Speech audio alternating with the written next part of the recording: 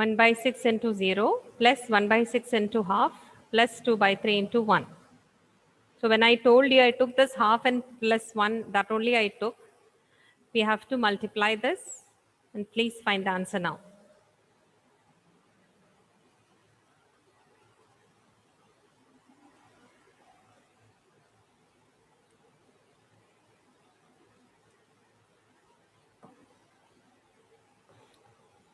Karthik, you got? Ma'am, it's 3 by 4. Yeah, this is how you get 3 by 4, okay, not the other way. That's correct. Okay, so 3 by 4. I was thinking I have the answer with me and why it was not coming. Okay, so 3 by 4. So 3 by 4th of the cost of a person is applicable, is taken for considering the poverty line. Okay, now I told you different kinds of poor people, different categories of poor people or rich people, poor and non-poor. I told you. Below that poor itself, you can see few more divisions. Anila, can you tell what are those divisions? Can you tell? In poor category, there are some divisions. Which are they? Always, Always poor, usually poor, usually poor. There are some category of people always poor and usually poor. Elvina, can you tell these two together comes under which category? These Chronic two, poor. chronic poor. Okay, very good. Next, Aparna, can you tell there are other two more kinds of poor people? Which are they? Who are they? Ma'am, churning poor and occasionally poor. Churning poor and occasionally poor. These two together we call in one name. Aishwarya, can you tell? Transient poor. Transient poor. Okay. Next, last one.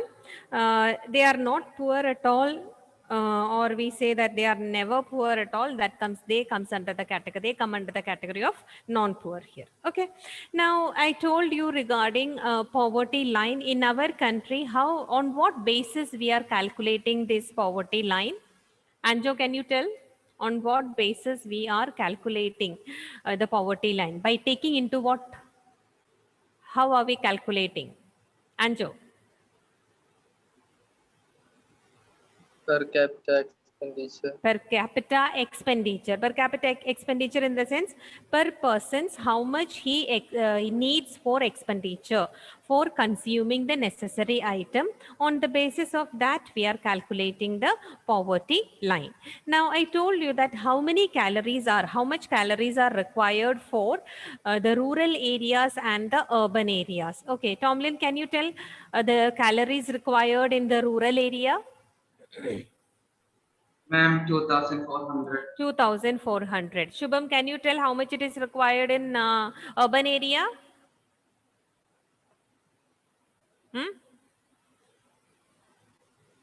Basil, can you tell? How much calorie is required for a person in urban area? Basil?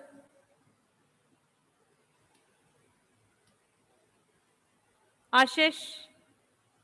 Irfan, all have kept it off, the video. That's why I'm calling now. Irfan, can you?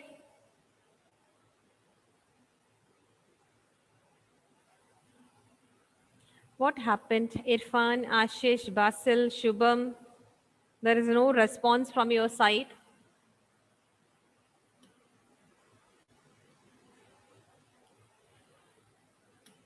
Grishma, can you tell? 2,100. 100. Okay, that much calories required. And what they did, this calories, they took the food items, whatever they require, whatever the people require, that value of money is taken, that is converted into rupees here. Hannah, can you tell how much rupees is required to live in the urban areas? 1,000. Okay. Aditya, can you tell how much money is required to live? 1,000. Huh? 1,000 in urban area. Yeah. Rural area? 816. 16 rupees. So this is about the requirement or related to the poverty line, which I discussed in the previous class. Now next one is related to drawbacks of poverty line. It has some drawbacks because we are not able to find who are the poorest one. We are just deciding according to the some number that these are all considered as a poor people, but there are some category of people that we call them as very poor. So that distinction we cannot make, or we have not done in our country. One poverty line is made, but there is no distinction between the poor and the very poor people. So that distinction is not made. Because of that, we say that this poverty line, the use of poverty line is not working properly, or it should be done in such a way that we should identify the poor people. Among the poor also, we should know who comes in the category of very poor. Okay. Now it is considering only the money needed for food, shelter and clothing. That is a basic one. So poverty line, when we are calculating, what all things we are taking into consideration? Food we are taking, shelter we are taking, clothing we are taking. But other than this, there are various other things which should be taken into consideration. That is basic education, health care, which is not taken to calculate the poverty line. Ashish, can you tell what is the second drawback of poverty line? Ashish.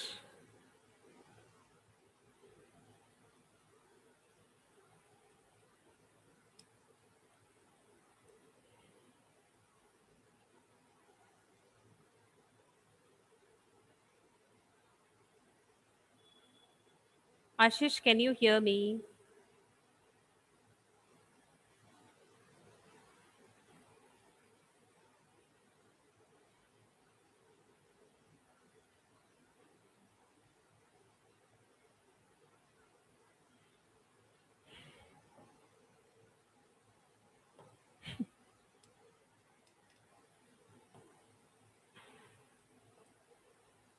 He went or what? Just check Ashish is there. Is he there? No. Karthik, just read out the second point. It considers only the money needed for food, shelter, and clothing.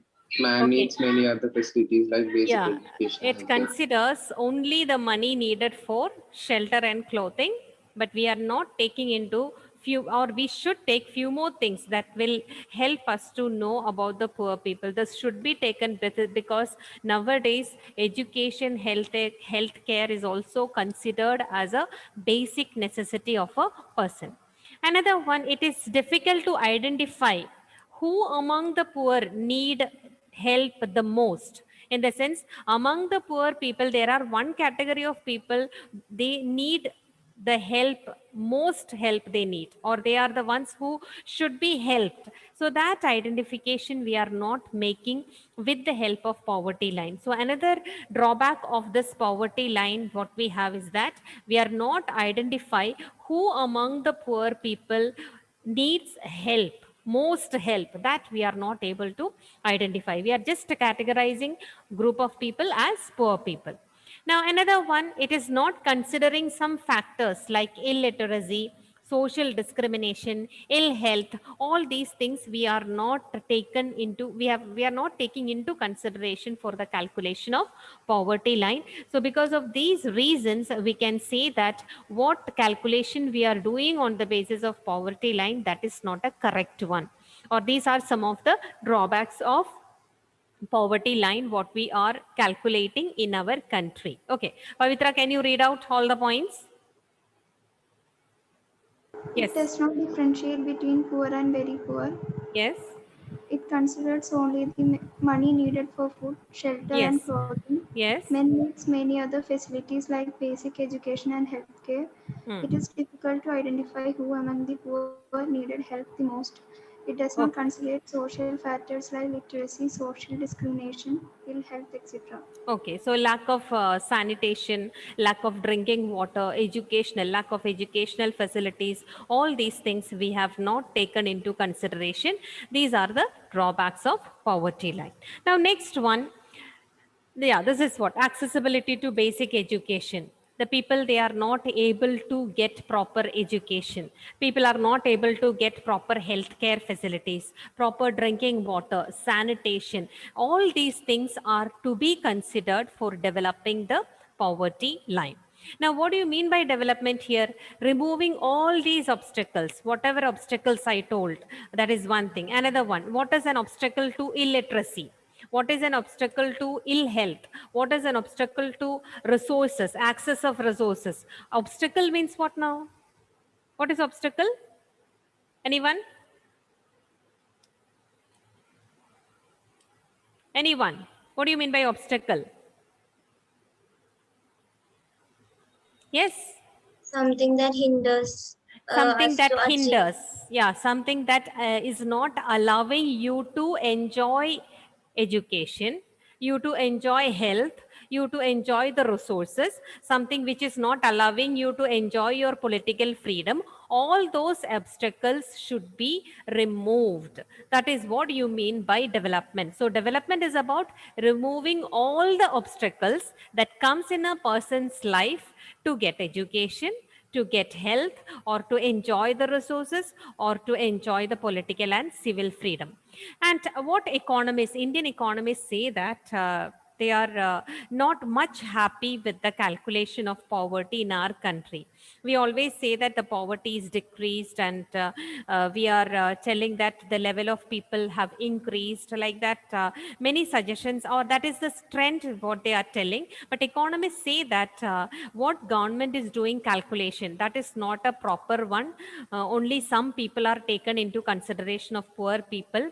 And when we say that poverty is reduced, that is not correct. That is what economists say about the calculation, what is done by the government. So here economists always they question the government that how can you say that the poverty among the people reduced, because majority of the people, they still live in poverty in many areas, rural poverty or rural poor people, urban rural people. Government is telling that it is reduced, but it is not true. That is what economists are telling here. Okay, now because of this drawbacks, what they say that we should use some other methods to find out the poor people. 2-3 methods they have given, but that is only names they have given. You need not study about in detail about those particular methods here. Okay, that is one is given by Amartya Sen. Have you heard about Amartya Sen? He's an, any idea who is Amartya Sen? No, he is an economist actually. So he has developed a method to measure poverty.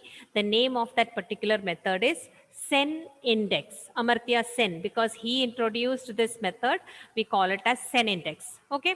Another 2 more methods they have just mentioned in your textbook. One is Poverty Gap Index, Squared Poverty Gap. These are the other tools through which we can identify the poor people. Okay, so alternative methods to measure poverty, which are they? 3 methods they have given. One is Sen Index, another one Poverty Gap Index, another one is Squared Poverty Gap. Now, the Sen Index is developed by or introduced by Amartya Sen. Just mention only the name, that is enough. Poverty Gap Index and Squared Poverty Gap. These are the methods. That's enough for you. It's just mentioned. That's all. Now, next one is about head count ratio. Head count ratio, it is an actually, when we wanted to know the proportion of people, those who are living below the poverty line, how much people are, how many people are living below the poverty line with comparing the population, that we call it as head count ratio. Okay, so it is the proportion of population below the poverty line. So it is a proportion of poor people below the poverty line. So this number, when we are estimating as a proportion, that we call it as head count ratio. What is the formula to find out? Total population divided by number of people below poverty line into 100. This is the formula to get head count ratio. It is a proportion of population below poverty line. That number we are estimating as how many number of poor people are there. We are estimating as proportion, that we call it as head count ratio. How to find out? Total population divided by number of people below poverty line into 100.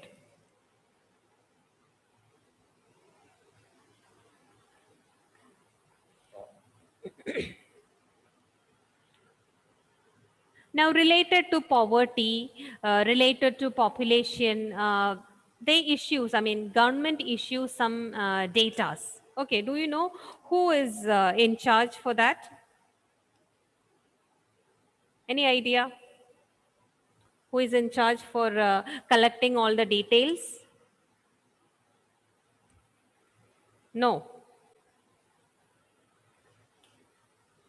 The official data on poverty that is introduced by Niti Aayog. What is this Niti Aayog now? Have you heard about Niti Aayog? I told you before. Yeah, what is that?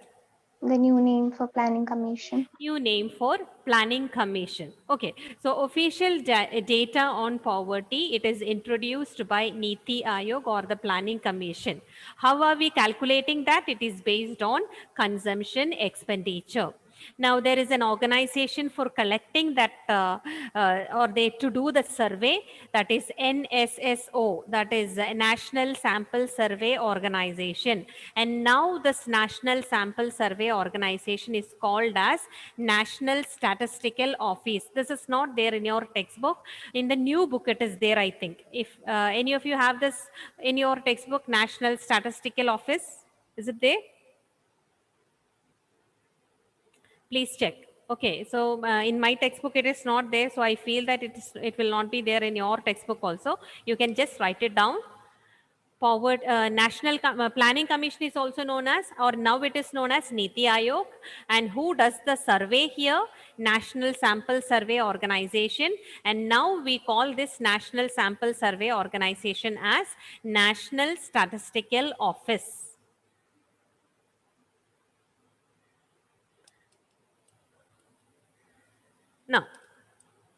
Now we are going to see how was the situation of poor people, how many numbers were there. Now recently, whether it is reduced or increased, what was the situation before, that is what it is given. Okay, you can see on the screen in 1973-74, how many people were there in India below the poverty line? Sharath, can you tell? How many people were there? 320 million. 320 million people, okay? It's million people. So this many people were there in our country in the year 1973-74. So, I mean, many, you can see many people are there below the poverty line. But what happened if you take 2011-12, this number has come down to how much? Tomlin, how much it is reduced to? And 22%. How many number? It was 320 million people. It is reduced to? I can't hear. 270 million. Yes, 270 million people. So you can compare that from 3 to, it is not that simple number here. It is not 320 people. Okay, it is not 320%. How many? 320 million people were there. It is reduced to somewhat 270 million. Now in 1973-74, about 55%. You imagine 55% means more than half of the population. They were poor when 1973-74. So 55% of the people, they were below the poverty line. But you can see 2011-12, it has fallen to 22%. So it is reduced a lot actually. It is 22% in the sense somewhat nearly 80% of the population, they are above or they are having a proper life in our country. Okay. Now 1773, again they have given more than 80% of the poor people, they were living in the rural areas. So see, in some years back, if you see, majority of the poor people, they were living in the rural areas.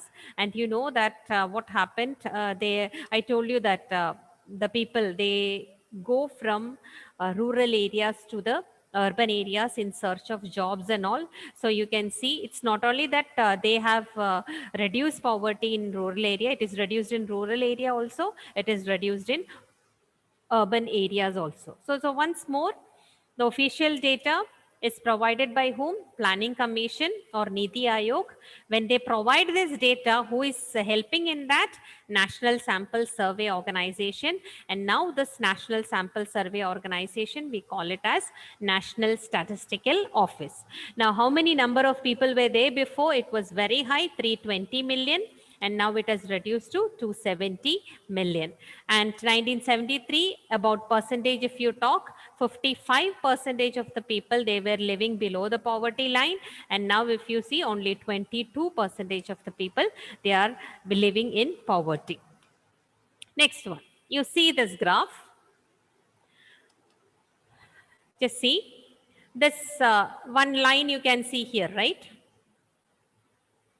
What you are seeing, this line, that is the present poverty percentage. Okay, 22% they told, or 21.9 is the one, exact one. So 22% is the poverty line for all over India. Okay, now this line, this percentage, if you see, that is 55%, that was existing in which year? This 55% of poverty that was existing in which year? 1973 to 1973 to 74. So now it has reduced to 22%.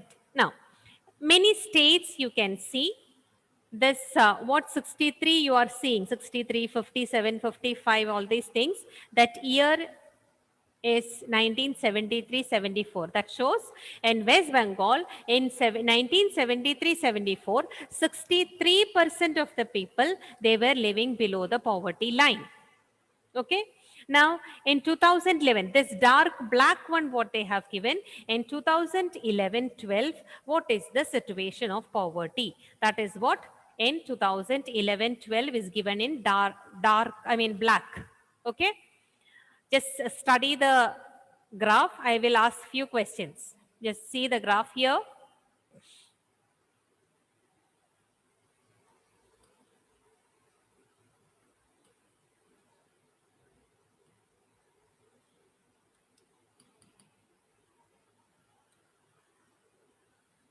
Irfan, can you see the screen? Irfan.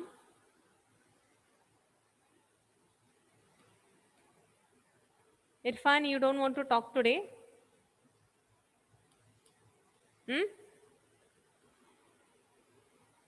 Irfan. Yes, ma'am. Yes. Okay. Can you see the screen? Yes. Yes. And that, what does that gray color signifies? What do you mean by that gray color bar? This one, this. What does it mean?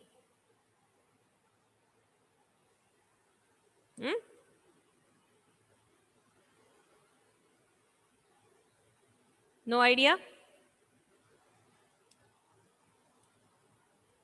Irfan, say. If you don't know, I will ask another person. Fast. And poor people's. Poor people, percentage of poor people in particular states. In Andhra Pradesh, Bihar, Gujarat, in which year? 1973. Okay, 1973, 74. Okay, Shubham, can you tell what does that black color signifies? It shows the Hmm. poverty line Hmm. of Poverty, the percentage of year poor people. 2011 to 12. Yeah, in 2011, 11 and 12. Okay. 12. Now, what is the national average? I said national poverty. How much percentage? Aparna, can you tell?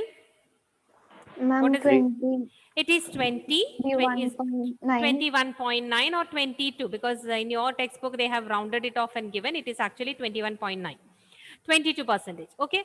Now, just find out the name of those states who are above that particular percentage.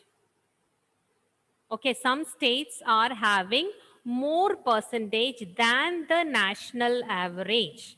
National average is 22 percentage. So some states you can see they have more poverty in their states. Ma'am, according to which year we have to look? According to 2011 present rate, which all Ma'am, what if it is 22 itself? Correct 22. that you leave it, who are all above Then 22. Bihar, Ah, Karnataka, Bihar, Madhya Pradesh, Karnataka, Madhya Pradesh, then Maharashtra, Maharashtra, Odisha, Odisha, Uttar Pradesh, Uttar Pradesh, then West West Bengal. Bengal. Okay. Now in this also, so these states, for example, Bihar, then Karnataka, then Madhya Pradesh, Maharashtra, Odisha, then Uttar Pradesh, West Bengal. These are the states who are having more poverty than the national average. Okay, more than national average that poverty, these states have more than that. Now, in this also, some states, if you see, they are very much near to that percentage. So, some states we can avoid from this. Which are those states? They are very near. We can avoid them. Which states we can avoid? Near to 22. Aditya. Yes? Rajasthan. Rajasthan is already below the poverty line, so we need not take that at all. What I am asking, I have marked here some states. So from that, I wanted to remove some states because they are very much near to the national percentage. Which all states are that?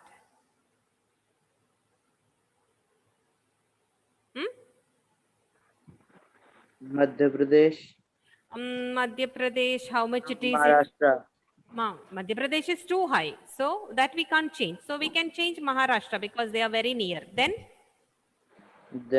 West West Bengal we Bengal. can take. West Bengal, okay. We can remove West Bengal because it is 23. Then And Karnataka also we can take. Karnataka Not also we can remove because they are also somewhat very much near 22%. So we are seeing a trend in the poverty line of these states. Bihar, Madhya Pradesh, Odisha, Uttar Pradesh, still large percentage of people, they are living in poverty. Tamil Nadu or West Bengal and all or Maharashtra, they have reduced their poverty because of through various methods. Now, why I said Tamil Nadu and West Bengal, you see that how much was the percentage before for Tamil Nadu? It was 55 percentage, and they have come down to somewhat 16 percentage. So this shows that they have reduced their poverty percentage to very low, like that. You can see related to Tamil Nadu also, and one more state what they have given, that is West Bengal. From 63 they have reduced to 23. It is not even half.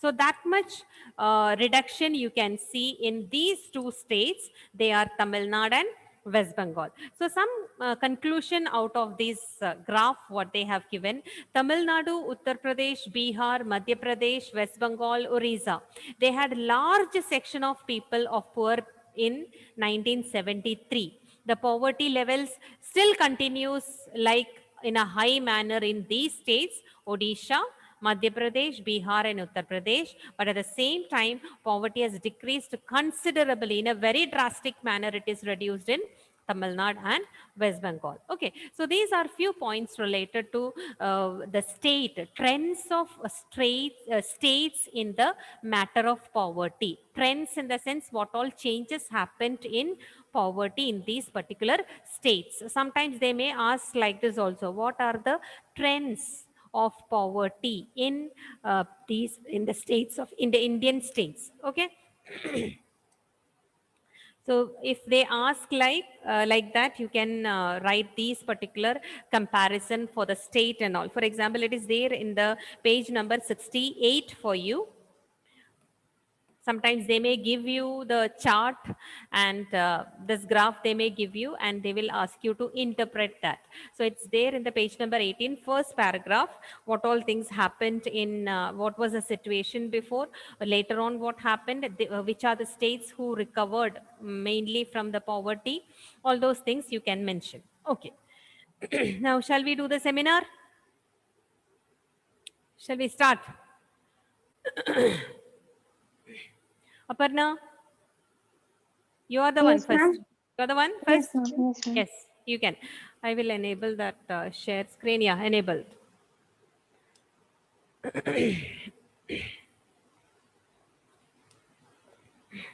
You can.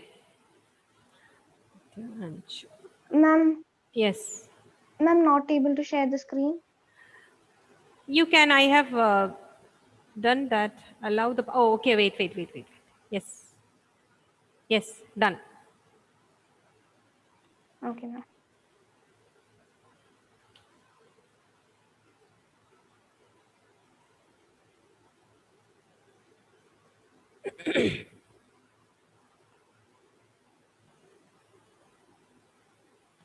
Good morning to everybody.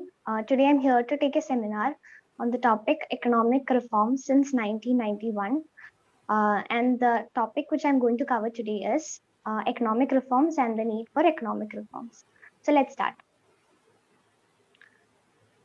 So let's first understand about economic reforms. That is, economic reforms refers to a set of economic policies directed to accelerate the pace of growth and development.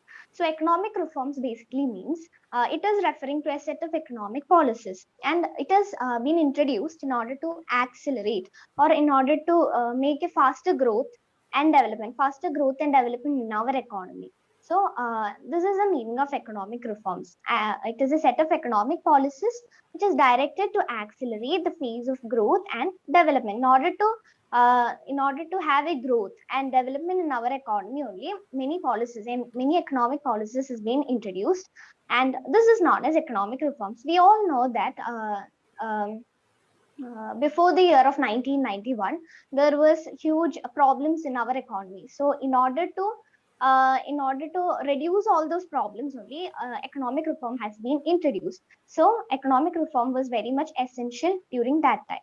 And the new economic policies started by the government since 1991 in order to solve the economic crisis and to accelerate the rate of economic growth. So the economic policies was being introduced in the year 1991 in order to solve the economic crisis. As I told you, in olden times, many economic crises was there. As Britishers came to our economy, our country was not developed. So many economic crises and many problems were there. So in order to accelerate, in order to have a faster rate of economic growth, only economic reforms has been introduced.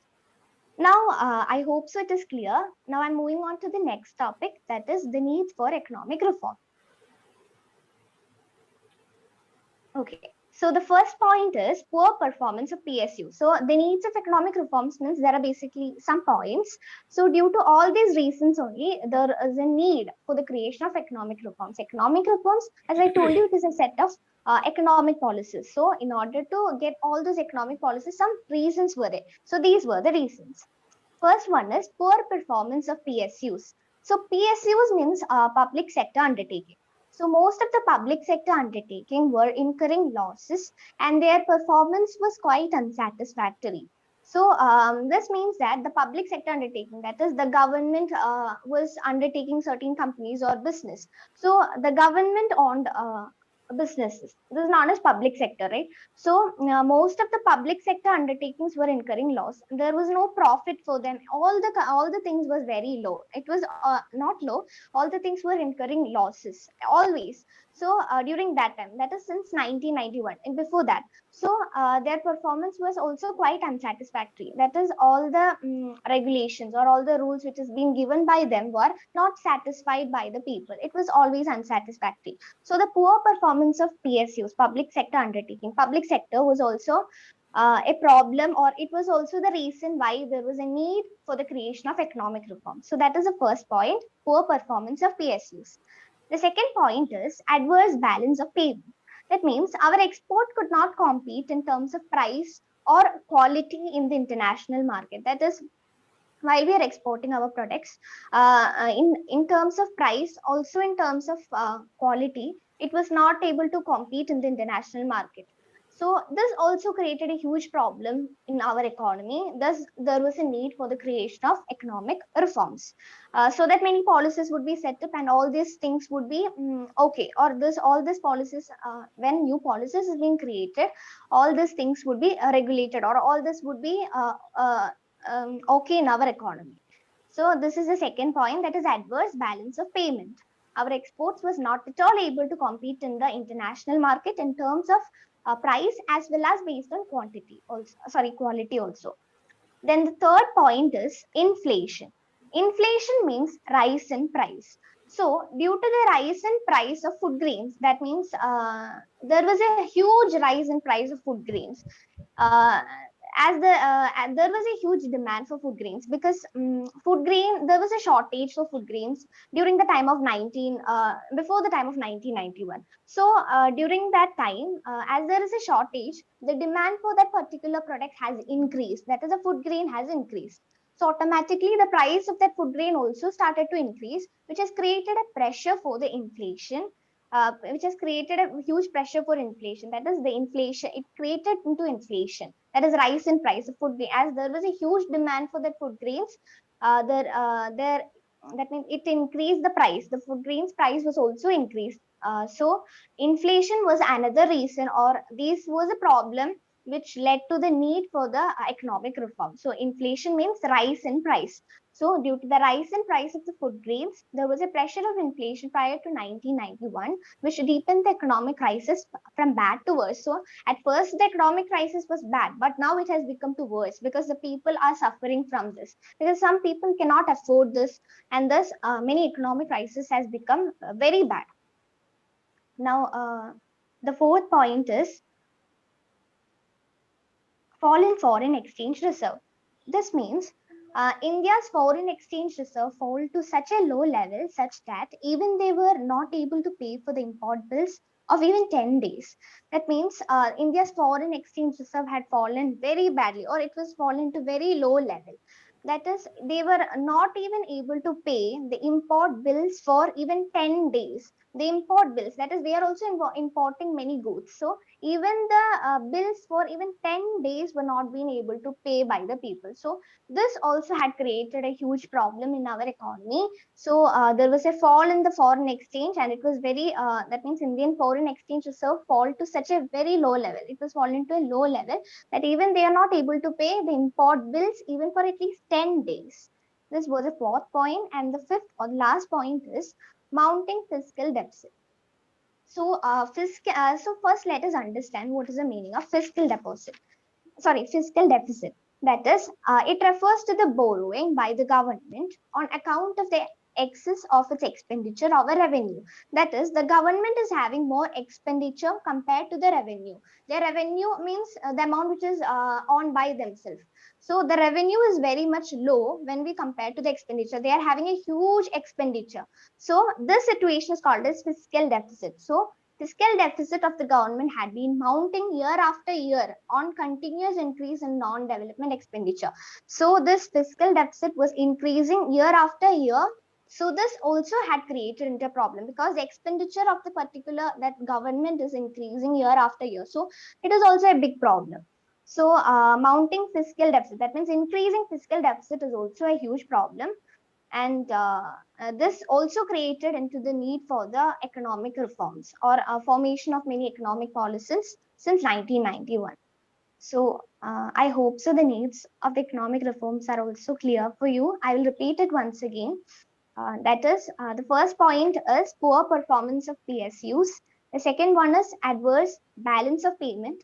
The third one is inflation.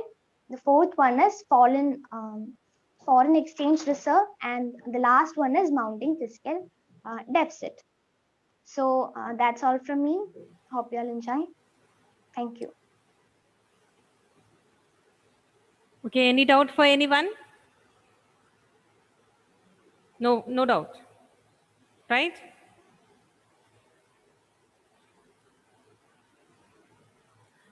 Okay, Aparna, with slides, explanation is, I think it has become too wide, I feel, too large. You are explaining and explaining and explaining. That's good, no problem.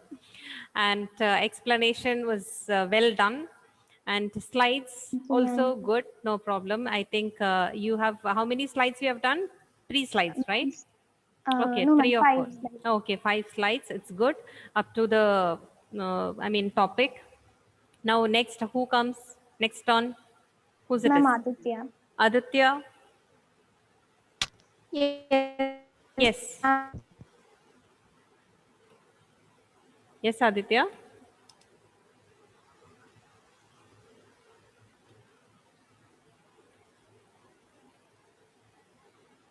Is there any? Oh, okay.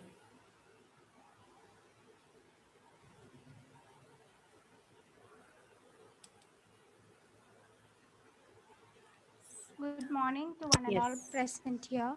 Myself Aditya, here to take seminar on the topic liberalization. So now let's understand what is liberalization. It refers to the withdrawal of control and restrictions imposed on the economy by the government. Economic reforms in India was started on 24 July 1991. So earlier economic reforms means government had a lot of controls in the economy, and there were a lot of in the economy by the government. So due to this liberalization, certain reforms in certain sectors, that is in industrial sectors, there were a lot of changes had taken place after liberalization. In financial sector, in tax reforms had taken place. Foreign exchange loans, trade policy reforms had taken place. So let's see what changes had happened in industrial sector. Deregulation of industrial sector. Deregulation means removing the restrictions of industrial sector. So there were certain restrictions happening in the industrial sector. The first point is delicensing. So earlier they need license to start industry, and that has been abolished. The license is only required for certain dangerous and harmful goods like alcohol and etc., like materials which is dangerous for us. And license is not required for increasing the production capacity also. Earlier, the license, in order to start a new industry, you need a license, and in order to increase the production also, license is required. And it was not an easy task to get license to increase the production capacity. And if only demand very high to get license, it was a difficult task. Now you does not require license for it. And second point is dereservation. Certain goods were reserved for small scale industries has now been opened up for large scale industries also. So earlier, certain kind of goods were only those goods can only produced by small scale industries. Now it has been abolished, and now large scale industries also produce those goods. Next point is freedom to import capital goods. All the restrictions on import of machines, tools, equipments are now being removed. Like earlier, at the time of independence, there were no such capital good industries. So only capital industries and all came up. So there were no much production for our requirement. We have to bring it from other countries. So before the liberalization, we cannot import of such goods in other countries into other countries, and those restrictions have been removed. Withdrawal of price restrictions. The price, the government fixed certain prices for certain goods. That has been stopped, and now the prices is being fixed by the market, and the market is given freedom to decide prices according to its demand. Then next point is of the financial sector. Financial sector, there were certain changes taking place in the financial sector, the banking sector. After liberalization, the technology banking sector has been changed. Are you showing any slide? In banking sector. Okay. Yes, okay. ma'am. Yes. So I think earlier, it's just 1 in the minute, banking- Aditya. Just 1 Yes, minute. ma'am. It is time, I think. We'll continue. One more period is there, right? We'll continue in that. So we'll continue with the financial sector reform. Okay. Yes, ma'am. Okay, I'll just call out the names. Aditya, Anila is there, Anjo is there, Aparna, Atul, Krishna absent, right? Basil, are you there? Basil. Femina is present? No. Hanna present, Karthik present, Irfan present, Pavitra, yes. Sharath, yes. Shubham, yes. Tomlin, yes. Just 1 minute. Aishwarya, Amal absent, Amal Raj, Ashish, Elvina, Grishma, Sneha is not there, right? Okay, then just do one thing. Okay, thank you. Next period we'll continue. That is better. Okay, bye then.